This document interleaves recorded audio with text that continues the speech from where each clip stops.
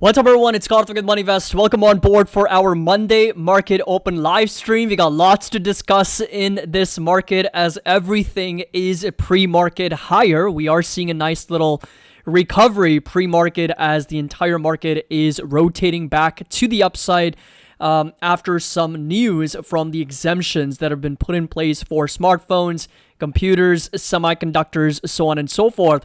And so we do have the markets right now. QQQs are pushing up over 2% right now. We've got the S&P 500 up over 1.7%. And of course, you've got Tesla up 2.3%. You've got Nvidia up over 3.7%. A lot of the leveraged ETFs are up more than that. So SOXL is up over 9%. TQQQ, an ETF that I've been building up a position in, is up over 6% pre-market as volatility here gets absolutely crushed, down over 14% right now, trading back down to 32. So hope you all are doing great and had a fantastic, well-rested weekend. I sure did. I went to the beach. I was out in the ocean for a little bit. I went for multiple HIIT workouts, and then I went for a meditation session. So I actually had a very, very eventful weekend, and I actually just came back from a workout as well. So I've been very, very active over the last 2 to 3 days, as I said. And so it was a very, very eventful, very good, very spiritual weekend overall. So took some time off, and that is, for me, that's taking time off. I'm still posting videos. I know I read your comments and everybody's confused, like, well, what happened to the break? I'm taking break in all the times that I'm not recording. So that is my break, is basically still putting out updates, because I know how important these are for everyone, especially right now. I can't take any days off, especially right now, because there's so much going on, right? So once everything starts to die down, once the dust settles a little bit, and markets, are somewhat less volatile, we're not seeing these crazy 2, 3, 4, 5% days, then maybe I can decide over the weekend to not post at all when it becomes a little bit more quote-unquote boring. But right now, there's so much going on, I cannot even imagine not updating you guys, because everything is coming out, by the second. So, but yeah, even then, I took some time off to basically go to the beach, get out in the sun quite a bit, do some couple HIIT workouts, meditations, yoga, did all of that over the weekend. Reading a lot, so picked up a book. I was reading a lot over the weekend. So yeah, just really calmed myself down quite a bit. Okay, so let's do this. We got lots to discuss. And by the way, Tom Lee was on CNBC earlier. I'm going to play that clip now. I have literally not listened to this at all. This was just about 2 hours ago. I'm going to play this. We're going to listen in together to what Tom Lee has to say, and then we'll discuss together. So I'll play that now. The futures are adding to Friday's somewhat surprising gains for more on the markets. Let's bring in Tom Lee, head of research at Fundstrat and chief investment officer of Fundstrat Capital, as well as a CNBC contributor. Last time you were on, Tom, you said, I think we can, and it was definitely one of your, what seemed like outrageous calls at the time. You said, we'd be at 5,500 on the S&P. We should be able to get back there fairly easy. I think we were below 5,000 at the point. We did get close. We got another pullback, but after Friday, we're almost at 5,400 again. What was your reasons for thinking that? I think you just thought that maybe if you see a cat and you keep clapping, it'll jump the first time, but after a while, it finally just ignores you. Is that going to happen with the markets and all this tariff backdrop?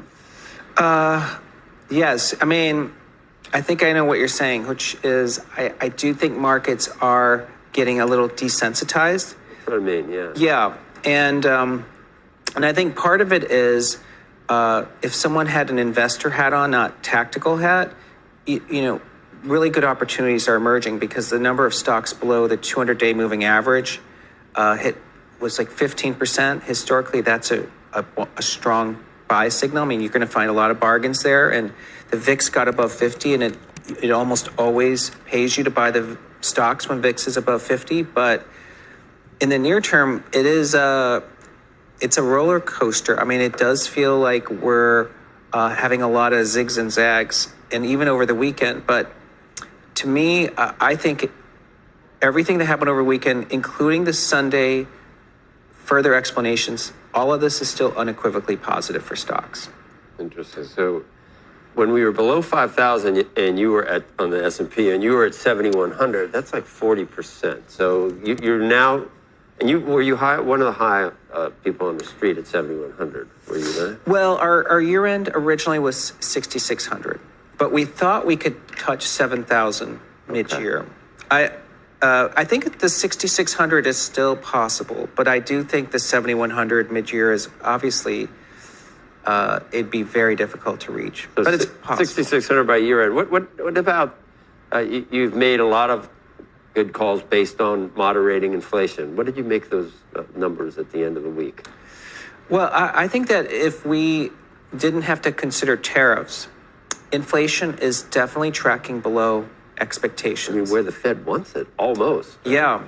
I mean, core inflation month over month at 0.00056. I mean, that's like literally hitting a wall. So is that for good reasons or for bad reasons? I think it's for the right reasons because, Oil? Yeah, well, there's oil and foods off the boil, but it really is shelter shelter. is actually cooling to a 2% rate, and that is what you need to get inflation back down to 2. Do you, at this point, foresee the worst case scenario in terms of dollar declines, 10-year yields due to people the Journal had an interesting piece today that it doesn't need to be that people just abandon the dollar and abandon the United States to invest in. It's just on the margin because it's a given that you cannot ignore the United States because is the elephant in the room globally for all these things, for the, the currency, investments. But on the margin, it could make a big difference if there was even a slight lessening of what we were used to. Yeah, I agree. I think that is the narrative at the moment that, U.S. exceptionalism's over and people are selling treasuries and dollars to buy other assets. But I'm not in that camp that it's sustainable because unless weaker dollar and higher yields suddenly makes the best companies in the world outside the U.S., the best and the most important companies in the world are American companies. They've produced the best shareholder returns. And, if you look at the S&P, 40% of the returns of the S&P come from new companies every 10 years. Is there going to be suddenly we don't know what the we're best doing. new I'm company saying that we have the coming out highest of cost labor in the world. So there you go. I mean, Tom Lee, of course, continues to be very optimistic and bullish, and for the right reasons. I think the markets are becoming a little bit more desensitized with everything that's going on. And the confusion, and of course, there's a lot of uncertainty with this market that remains because, over the weekend, I posted a couple updates. The first one was that Trump is going to essentially exempt smartphones and computers and technology, semiconductors from these China tariffs, which was a huge boost. And it still is to some extent because companies like Apple on this news are indeed rallying a little bit over 6%. So we are seeing, Apple back over $210 is up quite a bit pre-market. And this is the kind of volatility that we're dealing with. But then on Sunday that you hear from Hassett or Lutnick that we are going to see those tariffs in a month or two. Like they're not exempted. They're just coming in the future, right? So we're going to see that in the months to come, including semiconductors, pharmaceuticals, smartphones, and other computers and, tech devices. So, it's just been on and off quite a bit. Earnings season's coming up as well. You've got a lot of banks reporting today and this week. So if you come over to the market calendar under earnings calendar for this week, Goldman already reported. Then you've got Johnson & Johnson, Interactive Brokers, Bank of America, United Airlines, Citigroup, Abbott Laboratories, Netflix, UNH, American Express. Those are some of the companies reporting this week, including Charles Schwab. And of course, next week is the big week. You've got companies like Tesla. Obviously on the calendar here, you've got Amazon reporting. And then IBM is going to be there. Philip Morris is going to be there. Raytheon Technologies, Lockheed Martin. You've got Caterpillar.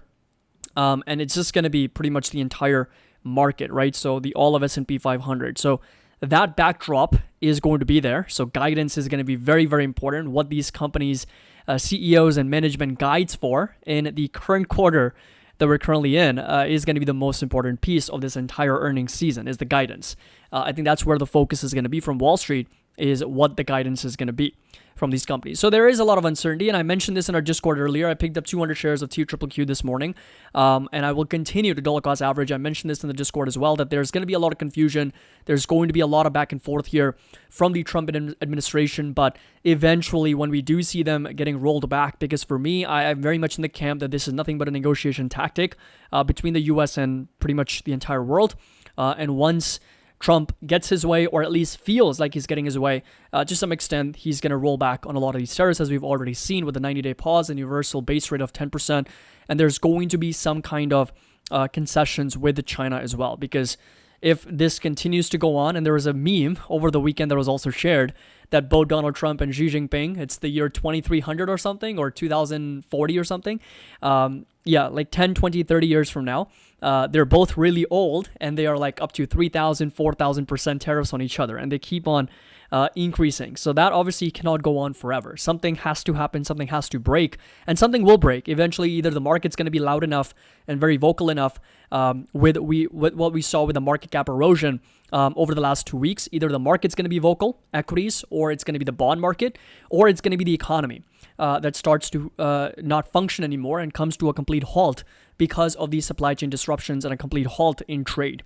So, just because they're putting on these percentages, markets are reacting on a day-by-day basis, but eventually this will translate into the real economy.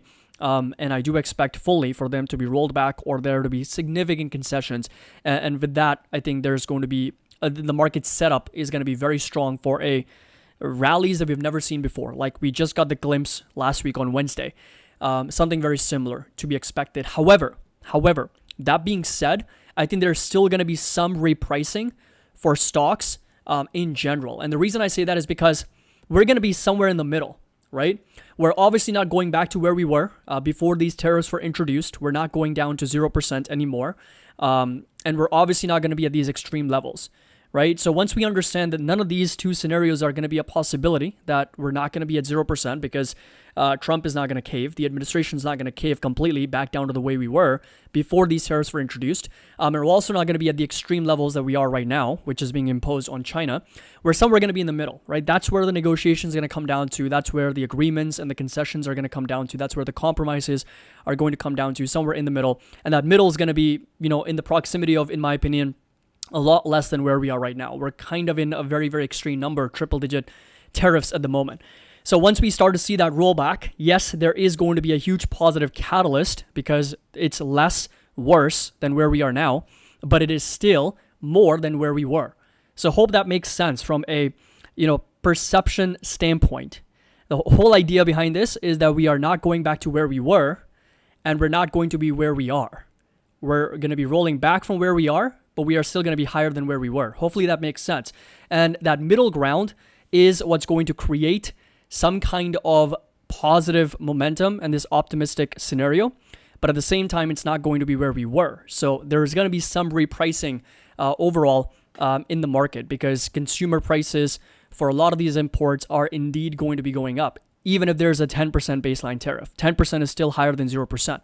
So, keeping that in mind, I think there's a lot of risk-reward trade-offs here where the opportunities are very good. I'm going to be a buyer in this market, but I'm also fully aware that expecting the markets to rotate back to all-time highs is also not realistic, because we are not getting these tariffs dialed down to 0% anymore. If anything, 10% is going to be the baseline moving forward, which is still higher than where we were. So hopefully that makes a little bit of sense, moving forward with where we are. So I'm going to read some of the comments here and give you guys a bit of an update on the markets with where we are. So let's see. Spencer, what is the relation between the bond yields and the Federal Reserve interest rates? They always seem to so independent of each other. So yes, the Federal Reserve creates what's called the Fed funds rate. That's the rate between what banks borrow and lend with each other. And the yields that you see are basically free market. That's the bond yields set forth by the market forces of demand and supply. If there is significant demand for bonds, of course, yields drop because prices go up. So that's the inverse correlation. But the yields are also seen as a bit of a proxy to what the market expectations are moving forward in terms of growth and inflation. So, right now the Federal Reserve has priced in 2 rate cuts for 2025. Mohamed El-Erian has mentioned 0 cuts. He's not optimistic at all that we're going to get any rate cuts at all. And there's also markets pricing in for more than 2 rate cuts, 4 or 5 rate cuts possibilities because of these Trump tariffs causing a bit of a recession odds going up. Now, with these recession odds going up, there's also a question around inflation, whether there's going to be some acceleration with overall prices, because eventually if that's passed on to the consumer, they're the ones that are going to be paying higher prices, and consumer price index is nothing but the end product service price the consumers are paying. And if so, that increases, that obviously leads to inflation going up again, which becomes a bigger problem for the Federal Reserve. So, the Federal Reserve is certainly in a bit of a difficult place right now. Not right now, but it's possible that they could be in the future. Inflation, came out very strong last week, strong in a sense that it was better than what the expectations were. We have dropped down to like in the low 2s, which we haven't seen in a long time. Core CPI, for example, has dropped down to its lowest levels in over 4 years, which is, one of the best news the markets could have. But still, the markets were somewhat non-reactionary because of everything that's going on with Trump tariffs. So that's still going to be the front and center of the entire news in the market. Okay, Vault. Caddy, don't you feel uncomfortable with the recent market moves? Example, today in pre-market goes up, but why? Tariffs are still a problem. China's not willing to talk, like you showed in one of your videos. Yes, that's true. And like I said, it's all about perception. Markets are sort of seeing the current environment as a way to negotiate our way down. But we're going to be somewhere in the middle with where we were and where we are. With where we are right now is certainly an extreme positioning for both the US and China. I mean, nobody, even mathematically, just doesn't work 145, 150% tariffs. Imagine paying twice as more for everything that's being imported from China, and vice versa, same in China as well. It's just not going to work long term. And so there's going to be some negotiations that take place rather quickly. And so markets just doesn't seem to believe, and that's just my opinion, and markets doesn't seem to believe that this is going to be implemented at that scale, and they're more optimistic on it being negotiated down from here on out. However, we're still not going back to where we were. So like I said earlier, we're going to be somewhere in the middle, which is going to be significantly less than where we are at the moment. Okay, are we pumping today? So Navdeep, yes, it seems like we are. For so far so good. Palantir is up over 8% right now, so back over $95 as volatility continues to get absolutely hammered, down over 14.5%. Bitcoin here is trading back over $85,000, so up over 1.6%. And Tom Liu is also referring to the market breadth, which I have discussed in my previous updates. This right here is the market breadth. This is nothing but showing you the percentage of stocks in the S&P 500 that are trading above their 20, 50, and 200 simple moving average.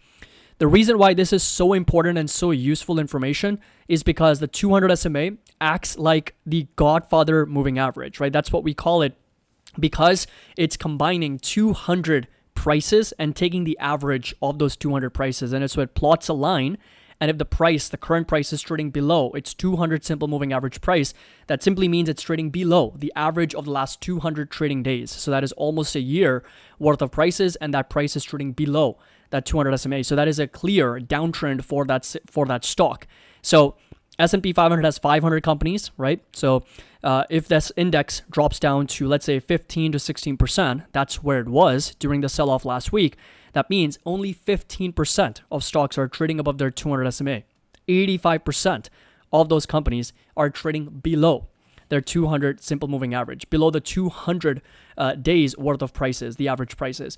So 0.85 times 500, so that is about 425 companies. And so if you come over to my spreadsheet, I've got a couple spreadsheets which I've broken down in my previous updates. This right here is the percentage of stocks trading above their 200 SMA.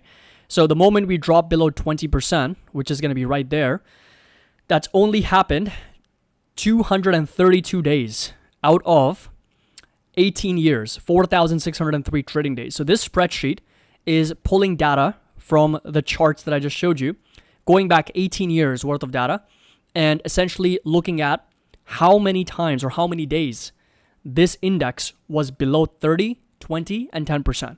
So since the 200 SMA market breadth was at 15 to 16%, so we were below 20%, which is right there. So below 20% in the last 18%, we have spent 232 trading days. That is incredibly rare. That is a very, very oversold market condition, right? So that is only 5% of the times, because you can see that 232 divided by 4,603 trading days comes out to around 5%. That is incredibly rare for the markets to be at these levels. So that was a very oversold market to begin with. Same with the RSI, right? Relative Strength Index, percentile-wise, we were very, very low. And of course, same with volatility as well. As I've broken it down in my previous updates, VIX was at 97 percentile, very, very high. So you've got a market, which was technically ripe for some kind of momentum back to the upside. But is this going to lead to further upside is the real question. I think that's largely depends on the overall tariff negotiations between the U.S. and China. So You think you're going to do it now. Again, back to the point of we may see an increase in demand short term. So we're going to be in this very period now. Right, and it's going to be hard to make an estimate. We just don't know. Like everything else, we Right. don't fully know. And I think the car makers, there's so many different inputs, Right. and what's going to be tariffed and what parts will and what won't. And Without it being a service economy, that has nothing to do with the federal government, because you don't even know what's happening with Elon Musk. Where's Elon? Is he still Elon's doging around. it? He's Is he still doging it. And by the way, you raise an interesting point on Doge, because the likes of Accenture and ServiceNow and other providers to the government, there is a belief that some of their business could be at risk. I agree. And I noticed that Palantir, as one of my friends called it the other day, I'm shorting Palantir because I think Palantir, I'm thinking like Palantir. Like Palantir fascist? Yeah, but no, it's Palantir nuts. Yeah, Palantir. They were Palantir, trying here to it is, say, just moving up and moving up. It's back. It's making its move. Alex Karp any minute now is going to come out and tell us how he's great and you're not. All right. Got an opening bell less than 5 minutes from now. By the way, don't forget, you can catch us anytime and anywhere. Listen to and follow these. So yeah, market seems to be cheering these potential negotiations between the U.S. and China. We'll find out what happens with these smartphones, these semiconductors, these chips, and these computers, because that is very, very important to Apple's overall ecosystem, because majority of their supply chain manufacturing is indeed in China. It's up over 7% now, back over $212. And of course, the entire market, including the NASDAQ 100, up over 2.2%. S&P is up over 1.9%. It's going to be another very volatile start to the markets as gold prices take a little bit of a pullback. So markets are certainly becoming more risk on right now as money is rotating out of gold, out of cash, out of money market funds over to some of the more riskier parts of the market as volatility also gets crushed back below 32, something that we haven't seen since Wednesday, April 9th. We got that major crush in volatility on Wednesday after the markets absolutely ripped for their 15th biggest day in history, since 1900s. And I don't know why. I think in a lot of other places that I've looked at, it was seen as the 7th or the 8th largest day. But I was looking at my own studies, and it was not the 7th or the 8th. It was indeed the 15th or the 16th largest day. And this right here is all of the times the S&P is up over 9% in one single day, going back as far as 1900. So over 125 years worth of data. And this is every time the markets were up over 9% in one single day. And these are the returns for 1 month, 3 months, 6 months, and 1 year after those 9% days. So, of course, long-term time horizon, 1 year out, the win rate is 81% on a median basis, 14.85% gain. But on a short-term basis, short to medium term, we're talking 1 month, 3 months, 6 months out. The probability for us to be higher is only 61% to as much as 52%. So just as good as a coin flip, a little bit better than a coin flip. So this continues to be a lot of uncertainty in this market. And as Josh Brown also mentioned in his update from last week, that a lot of these rallies that you see in 9%, 10% days happen in the middle of a very brutal bear market, because a lot of the years that you'll notice here are 1920s, 1930s, 1987, 2008, 2020. All of these years you can kind of correspond to very brutal bear markets and recessions in the economy. So we'll see what happens over the course of next several months here as these tariff negotiations continue over the next 90 days. John, brother, you need to take some time off. You said you needed it, you deserve it. I did over the weekend. Like I said, I was talking about this earlier. I went to the beach. I was out in the sun. I took some HIIT workouts in a group, then went out to some meditation sessions, did some yoga, did a lot of things, read a book. So really took time off on Saturday, Sunday, just giving it to self-care, myself. And I recommend that for everyone. Just... this market can really drive you crazy sometimes with everything that's going on with this level of volatility. So you're obviously nowhere near that. What Goldman excels at is helping clients in a time of turmoil, and they did great there. But and net interest income was good too. But when you take a look at David, investment banking, look, they're just debt underwriting. They're just not making a lot of money. Debt underwriting, not bad. No, they're not. They're not. But that's not an important component. I mean, global banking and markets is $10.71 billion. That's where yes, and advisory and equity underwriting is a small part of that. It's a great quarter. Right. It's a great quarter. Right. It was a good quarter. Big buyback, as you say. Call begins right now. The conference call and the commentary is going to be important. Very positive. So we're going to watch out for that. I think, Carl, when you look at Goldman, what they've excelled at is not having a lot of people when things in divisions that aren't good. I remember there was a quarter where I went downstairs to the 27th floor. The municipal bond floor. It was empty. It was empty. Let's get an opening bell here at the CNBC Real-Time Exchange.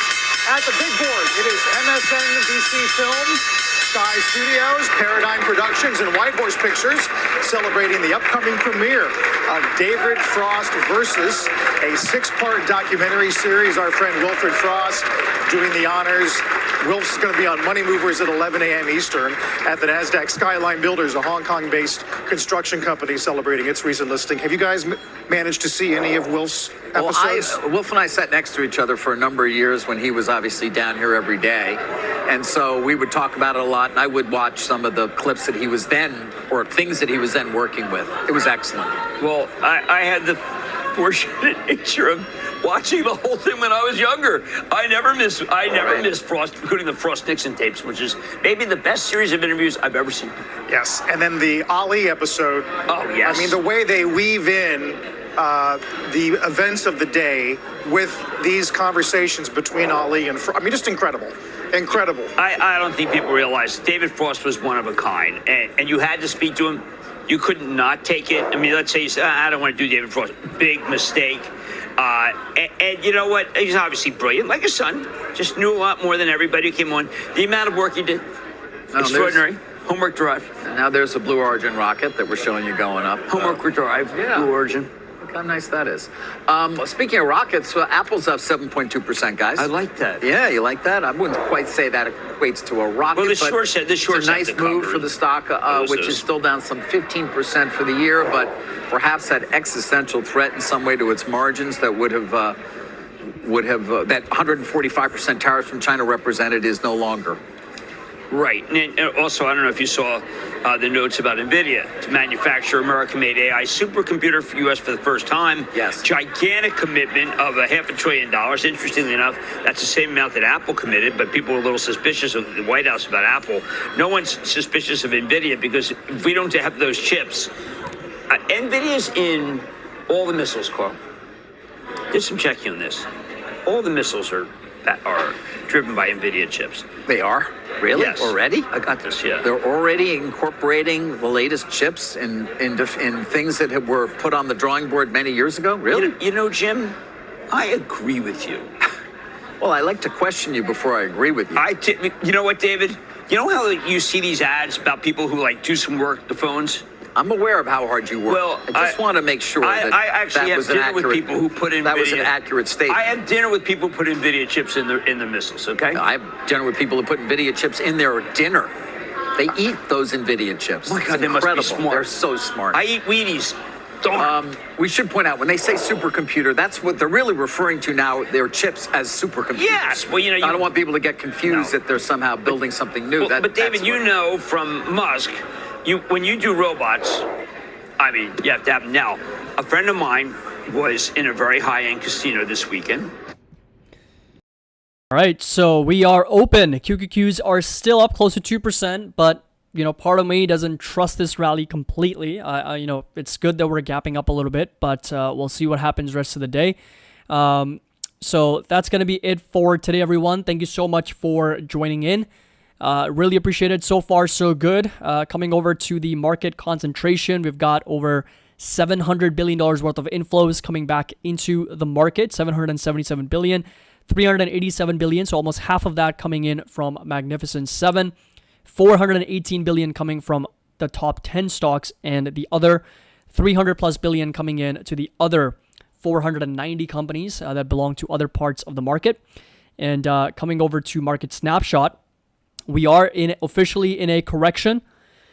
So still down just over 11%, which is actually not that bad compared to what we have been dealing with. So S&P is only down 11.5% from its all-time highs. Dow Jones is now officially in a pullback, no longer in a correction. And the NASDAQ is still in a correction, down almost 16% from its all-time highs. Staples now in a dip, very, very close to their all-time highs, less than 5% away. And discretionaries are still in a bear market, down 20%. Russell 2000s still in a bear market, down 23%. And of course, the real estate sector also struggling a little bit. So thank you so much for joining. Really appreciate it. Again, if you want to get access to all of this, trade alerts, I sent out some trade alerts for TQQQ. I will continue to buy SOXL, BITX, Amazon, NVIDIA, Meta, some of these companies. And of course, we'll pick up some more stocks as we find those opportunities, as the risk reward continues to be a lot better. However, like I said, we can't expect the markets to trade back up to all-time highs, because we are certainly not going to be going back to where we were, but we are going to be significantly lower, in my opinion, than where we are at the moment. These are still pretty extreme levels in terms of tariffs and the trade war between the US and China. That's the bigger picture. That's where everyone is going to be focusing on. So earnings season's getting started. Make sure that you drop a like, subscribe to the channel, and again, join our Discord. We have been engaging like crazy. Our engagement's through the roof right now. So I'll jump into our Discord. If you have any questions, message me there. And happy investing. I'll see you.